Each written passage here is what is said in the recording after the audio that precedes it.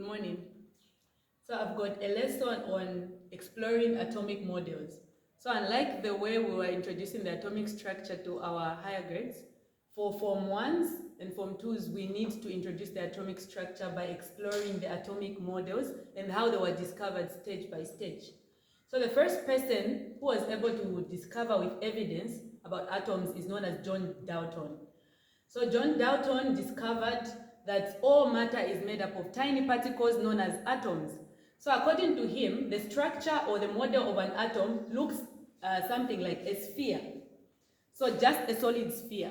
And this is what John Dalton discovered. And he said that an element has got similar kind of atoms, but they differ, all the atoms differ elements by element. So each element has got its own kind of atoms. So as he discovered this sphere, he ended there, and J.J. Thomson took it up, saying the structure or the model of an atom doesn't just end on the sphere. So after conducting a scientific experiment, he discovered the electron. But according to him, he says that this sphere has got electrons that have been embedded inside it. So he called his model the plum pudding model. So according to him, this model looks like a plum pudding, or for example, a cake that has got dry fruits in it or raisins in it.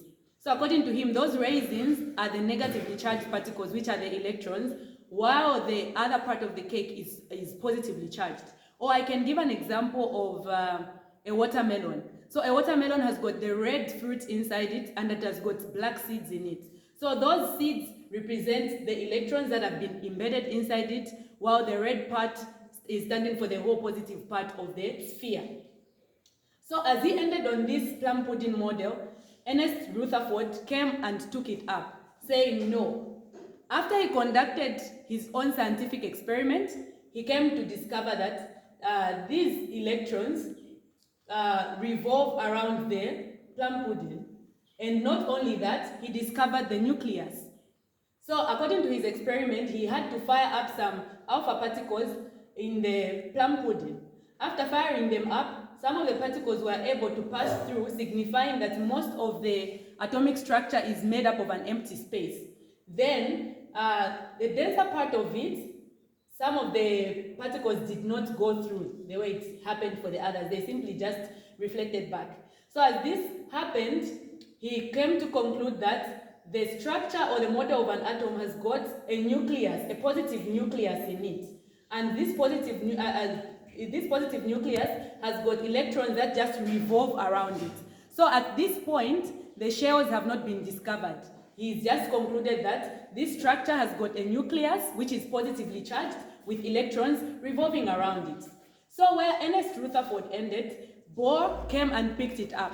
And as he picks it up, he says, no, these electrons do not just revolve around the nucleus. So what does he say? He discovers the energy levels or the shells. So he says that these electrons revolve around the shells.